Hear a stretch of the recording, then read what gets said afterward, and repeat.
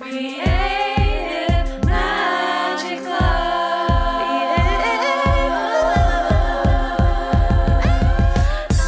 What's up? This is Sarah Mack and welcome to Creative Magic Club. Together, we'll discover inspirational stories of creative entrepreneurs living out their dreams, doing the work they are most passionate about, and building wealth in magical and fun ways.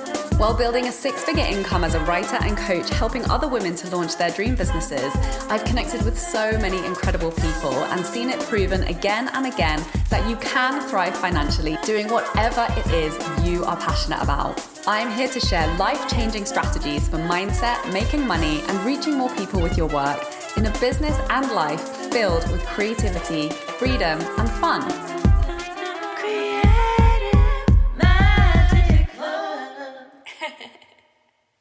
Hi, welcome. I'm so excited to introduce my guest for today. It's Vangile Makwakwa, who is the founder of Wealthy Money, which is a company that helps women heal ancestral money trauma so they can fall in love with their bank accounts and live their best lives. She's also the host of the Property Magicians podcast, which is an A to C guide to property investing to support you to start to grow your own property portfolio.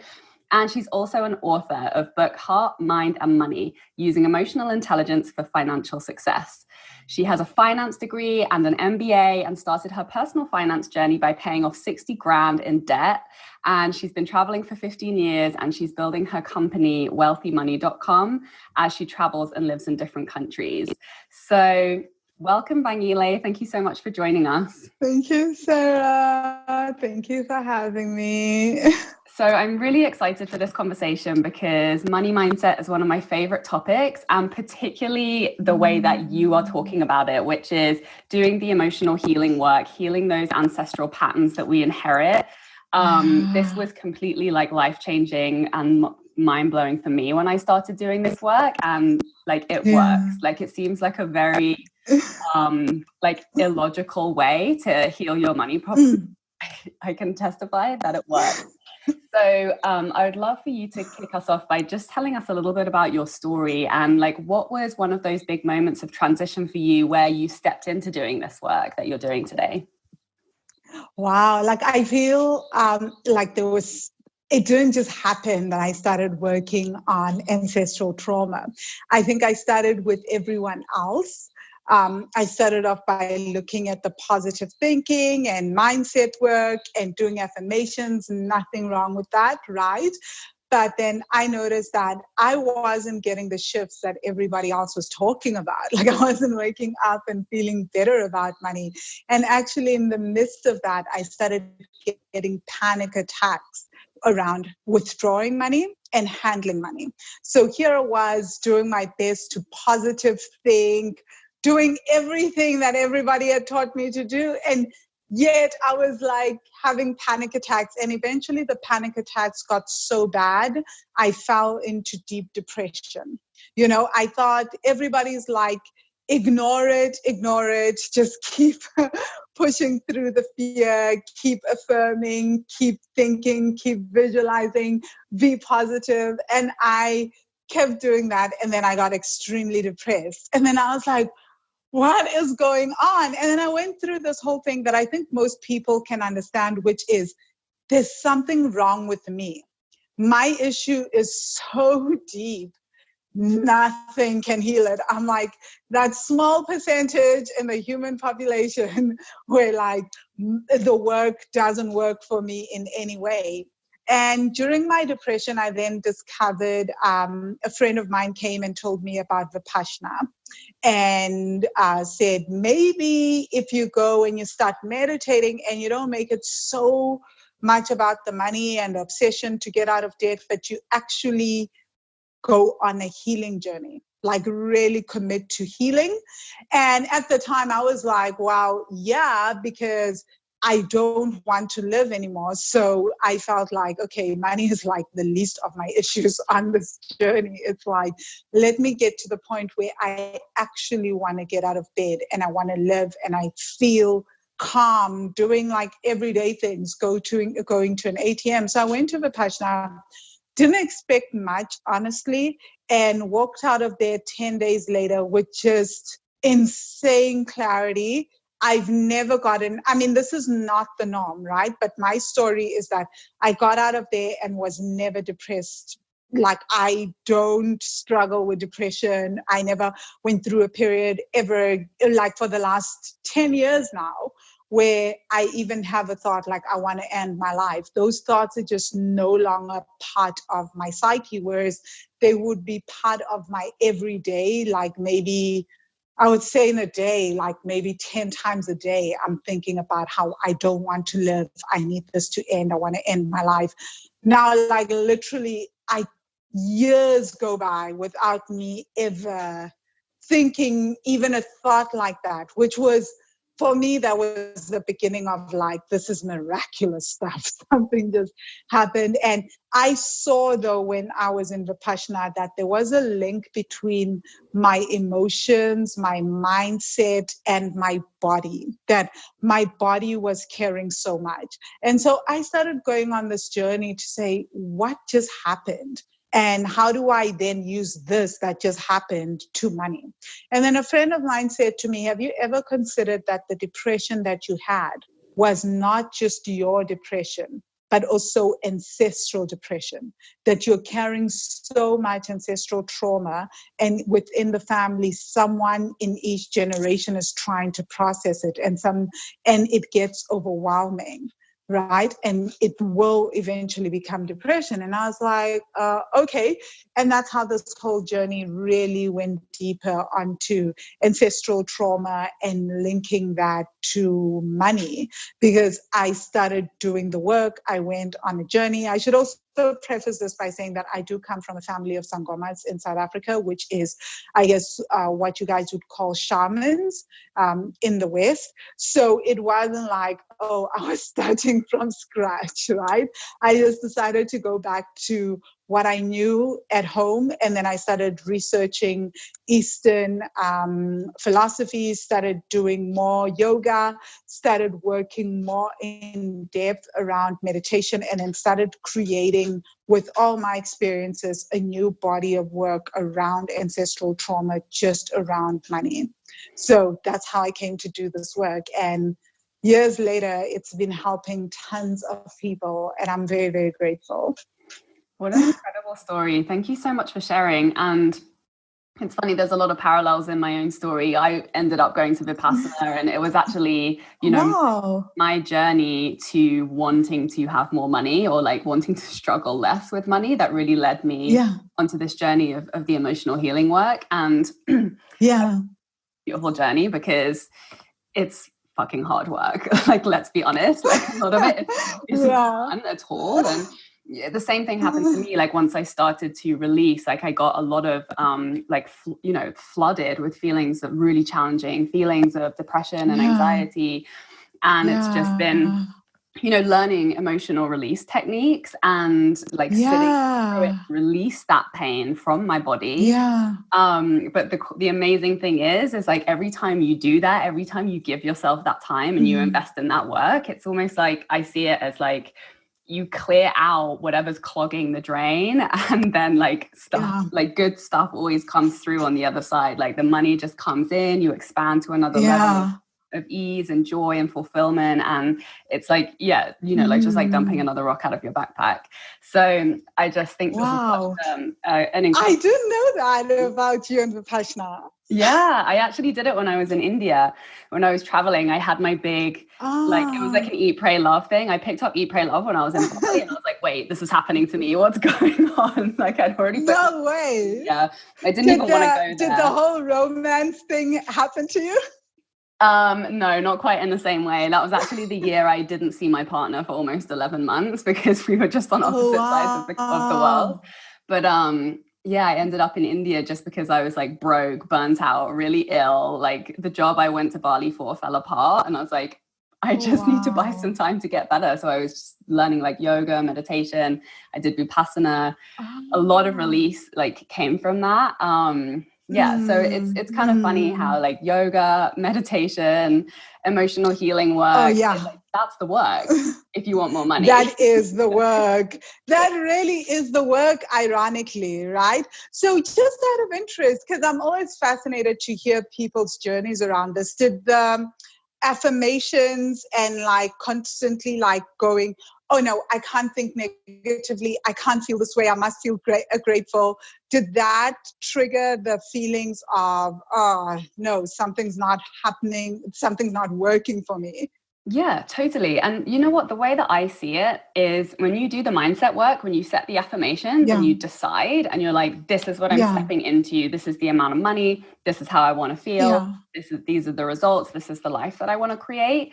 I feel like it's like plugging into your GPS system and your mind is like, okay, this is where we're going now. This is where we're going. And then like everything that's in the way, that just like comes to the surface. And so if you don't have a toolkit of like being able to be like, oh, this stuff's coming up for me now, I get to process it and release it, then it can be super confusing. It's like, oh, well, this stuff's coming up for me and I'm screwed and I don't know what to do. And this is really hard.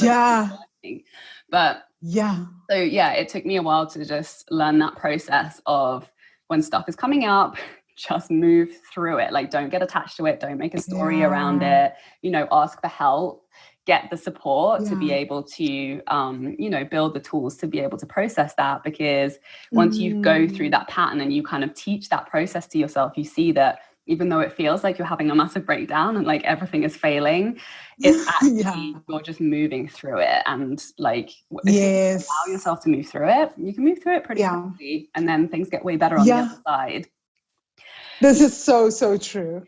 So I think that's a really important message for people to hear. And another thing that I think about depression is, it's like, you know, sometimes it makes you shut down everything else in your life and just like shut yourself in by yourself and stare at the wall, because sometimes that's literally all you can do. And it's like, because you're like, stop distracting, stop pushing in the wrong direction, just be with yourself, listen and allow whatever needs to come up, which obviously because it can be really uncomfortable and really painful. And like you said, it isn't ours. It's just ancestral. We've inherited patterns from our family that is really painful to process. But when you move through it, then, you know, then you can move past it and things get so much better on the other side. Yeah, like one of the things that I think I learned on this journey was that every emotion just wants to be felt. Every sensation in the body wants to be acknowledged, and every thought wants to be interacted with, like especially the painful thoughts about ourselves. Like, if instead of like erasing them, we allow ourselves to engage with them and to start questioning them, digging deeper into them, sitting with them, feeling into them, they lose their grip on us and their power on us. But what's been happening for most of us is we've been taught that the only way to succeed and the only way to break through is to never even have those thoughts, you know, and to even have that thought, you must quickly just erase it.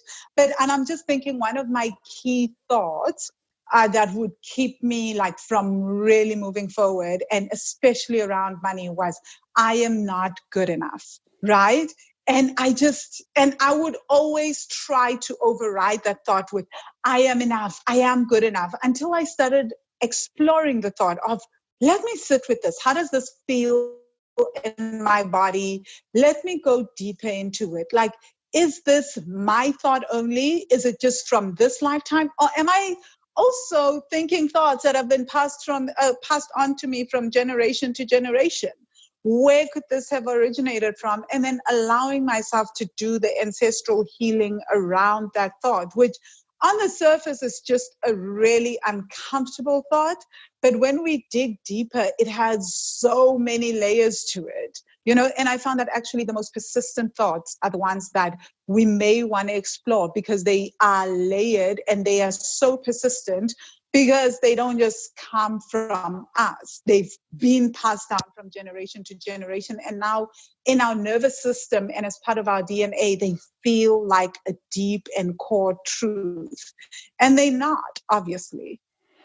Yeah, this is such a powerful conversation. And I think what you touched on in your story is the reason why so many of us get stuck, especially women, because it's the shame. It's the shame around like there must be something wrong with me if I'm not like shiny and perfect all day long. And if I'm feeling these negative emotions, there's just something wrong with me. And yeah, like you say, a lot of people gloss over this conversation of like the other side of our emotional existence, which everybody has, by the way. Like a lot of people don't talk about it.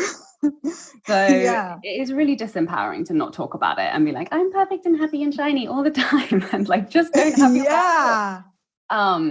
Because that stops us from going in there. That makes us afraid of like really going into the difficult emotions. But that's where we create the freedom, as you say, by exploring it, by understanding it, by, you know, being able to be objective about it. And like, this isn't me. This is just an experience that I'm having. Like, where has it come from? And how can I shift that? Like, what is the lesson here?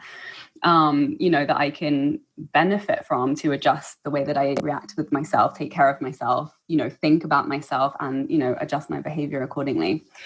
So thank you so much for bringing this conversation to the table. And so what would you say is like, if you had, you know, one moment on stage, there was one part of your message that you just wish your people could know, that you know would just really benefit them and change their lives, like what is that message on your heart that you're the most passionate about sharing?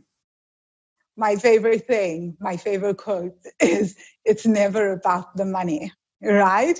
It's that we always believe, and I say this all the time, right? It's like, it's never about the money. We always believe that it's about the money because we're looking at our bank accounts tanking. We're looking at our income not being where we want it to be. We're seeing everything fall apart. So logic would say, well, the problem is money, so it's a money problem. But there really isn't actually about the practical things around money. I know this because I have a finance degree and I have an MBA, and I still ended up having panic attacks around money, right? So it's often about something else other than the money. So even as we're looking at our bank accounts, even as we're looking at our debts, even as we're looking at our income, forget for a moment about the money. Feel into your body as you are feeling, as you are observing all these things, as you're budgeting, as you're doing the income, as you're doing everything, and then feel how that feels for you. And I also say that the body never lies. So the body carries a lot of our memories, our thoughts, our emotions. So just by feeling into the body and just giving ourselves time to figure out what is going on within the body, what am I feeling, and sitting and observing what is going on within the body, and asking some key questions of different parts of the body where we're feeling different sensations, we can start to see that actually it's not so much about the fact that I am broke, I don't have money in my bank account that is upsetting me. And it's maybe that I'm not even as upset as I thought I was. It's that I'm ashamed, or that I am so scared that other people are going to find out the truth about my finances. And oh my God, what is that going to do? And then work on figuring out how is that shame driving your financial behavior? How are all these memories from childhood driving your financial behavior? And how does that then have an actual impact on your bank account? And you'll find that as you start to heal the deeper underlying issues, what is happening in your bank account will start to change and shift, even with our debts, even with our income, right? So it is never about the money. I love it. It's so powerful. Thank you. And I would love to ask you, as somebody who has, you know, successfully gone to 60K in debt to building wealth, what are some of the key takeaways for anyone who's listening who has been trying to get out of debt for a while and is like, I don't know, I'm stuck, like, help me. What are your words of wisdom?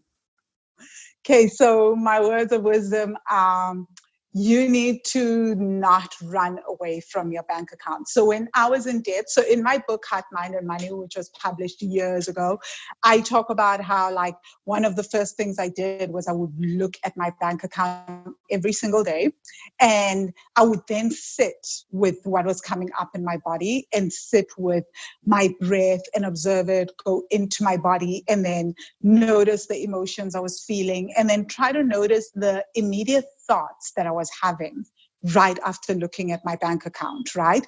And I did this every day for like 4 years. Now I'm not as strict, but now I don't have any debt, right? Which is not so great because this is such an incredible exercise, whether or not we're in debt. But my goal was to get out of debt in 5 years for the $60,000. And just so people understand what was going on in my life, I made this weird decision. All my debt was mainly 75% of it was in US dollars. The other was in pounds, and the other was in South African rand or rands. So it was just messy. I was a messy person. But then I decided I'm going to pay off this debt, but I'm going to move back home. I'm going to use South African rand to pay off debt that is in dollars and pounds, which is significantly more when like actually you're earning rands. And just by doing this exercise, I was still able to do it and get out of debt in 4 years, right? So what that does is really like, most of us are constantly running away from interacting with money. So now you're just, and I did this, by the way, didn't take me more than 15 minutes a day. I was very strict about that because I was like, I don't want to hate this exercise. And also it was freaking uncomfortable. So I don't want to be in discomfort for too long because I'm going to keep doing it daily. And then it was just by doing that, I was retraining my brain and the amygdala. We do this to retrain the brain to say, this is no longer scary. If you stop reacting to this, in the same way that you've been reacting all these years, because most of the time our reactions around money are learned reactions. They're trained reactions. Our thinking and mindset around money is a learned mindset. It's not like we all just, even our ancestors came here and decided that this is how money worked and this is how they thought about money. These are learned and, hereditary behavioral patterns. So one way to change the behavioral pattern is to get yourself into the situation and then actively every day choose a different reaction. So in this case, it's like you are choosing not to freak out, whether or not there's tons of money in your bank account, whether or not there's zero in your bank account, whether or not you're in overdraft. You are teaching the brain to react calmly towards money. And then and not just that, you're actually then checking in with where is the body, how is your body and your nervous system reacting to this exercise. And some days it's great, you master the calm, and then maybe for months and months on end, you just like go from, oh, I was super calm to it's all gone to pieces, I've regressed, but you sit with it because every new up level brings up something else, brings up some kind of trauma that you're not aware of. So this is just one of the small exercises, but honestly, such a life-changing exercise that I can give to anyone, especially people that are like me and were feeling like super overwhelmed around their debt and you just don't know where to start, right? This is a start. It's a simple start and 15 minutes a day. Trust me, in 30 days or even in 5 days, you will see such a massive, massive shift. I love that. Thank you so much for sharing that. And I love what you said about like, I don't want to hate this exercise. And I think that's so key for a habit change is like bite-sized ways that make it easy for you to show up consistency and keep that consistency. And and it's been the same for me too. And if you think about it, like no wonder, you know, the general population of the world like has a bad relationship with money because we're just freaking out about it most of the time. Like we're so irrational. A lot of the time, you know, patterns of avoidance and, you know, and I talk about this a lot too, is just like getting to a neutral state where you're not having a panic attack when you look at your bank accounts. And the way to do that is just to do it more consistently and be like, okay, just make space for how you're feeling and be kind to yourself in that way, but stop avoiding it.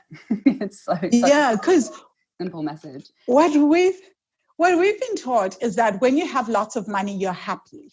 Right? When there's money in the bank account, you're happy. When there's no money in your bank account, you're unhappy. But then you're essentially being run by money, ruled by money. Your entire emotional state is dependent on money in the bank account. And what happens in situations where certain things cannot be avoided?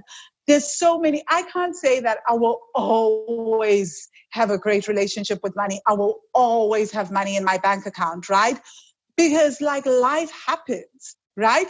There'll be incidents in life where suddenly you need to use most or all your money to help a family member, to help a child, to do something. So are you going to now lose your balance every time the money leaves?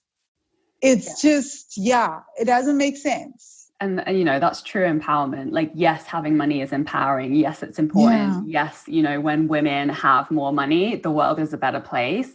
But when women are happy, when women are empowered, and that's, I teach money mindset as well. And that's, I always see when we come in and we start doing this work on money mindset, on business, on like hitting our income goals, the thing that always comes up first is our personal relationships and the relationship dynamics, because those are the places where we're the most emotionally vulnerable. Those are the places where our deepest patterns are showing up, because, especially our closest relationships, especially with family, because we can't run away from them, right? If you have an uncomfortable relationship with a lover or a friend, you can just quit that relationship.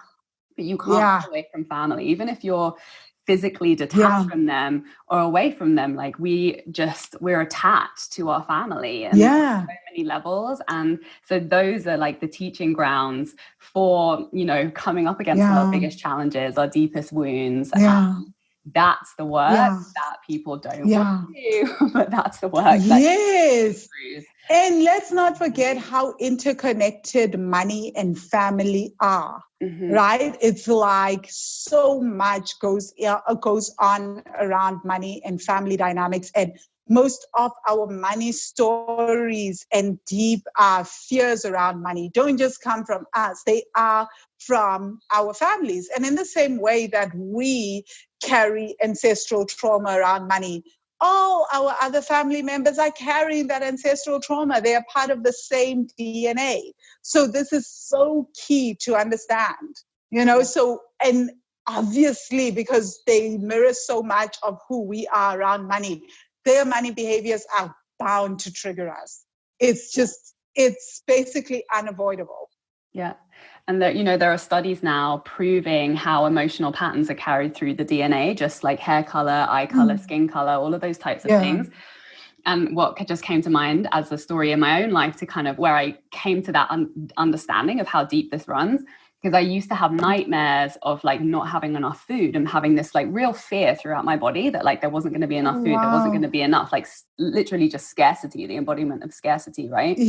And I woke up and I immediately connected it to when my nana, my grandmother, who was from Germany, she was like around during the war, and she always used to tell stories of how like we didn't have enough food during the war and we just had to eat crusts. And so there was this pattern throughout our family of like always clear your plates. And I'm sure this resonates with a lot of people.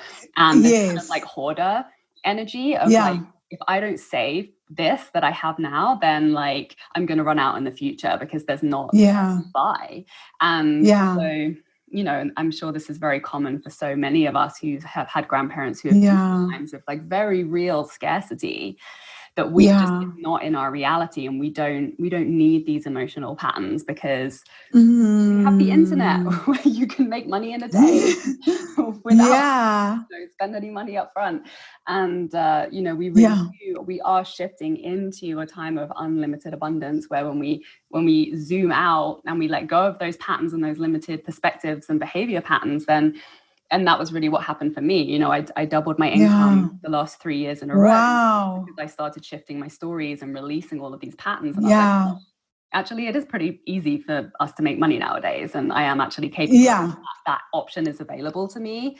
And when I release that emotional resistance, and I get to follow through on that, and I get to create results. So thank you so much for having this conversation with us today. I love it. I'm really excited to share this episode. And please, can you share, for anyone who's been listening, who's really interested in continuing this work with you and finding more about what you do, how do they do that? Okay, so they can just go to wealthy-money.com. Again, wealthy-money.com. And a great way to get started with my work is to download my breathwork meditation on fear and anxiety, which, as most people know, breathwork works on the nervous system and the emotions as well, right? So you can download that at wealthy-money.com/breathwork, but it's also on the Wealthy Money landing page. So again, wealthy-money.com. You'll get all that there, and you'll get all the links to my courses as well, all the links to my coaching. And when my retreats become available, that again, after COVID, probably 2021, all that is there. So thank you so much, Sarah. I really appreciate this. Thank you so much, Vangile. Thanks for watching, everyone. Bye. Thanks, everyone. Bye. For more inspirational content, head over to my website withsarahmac.com, and please support the show by liking, commenting, and subscribing.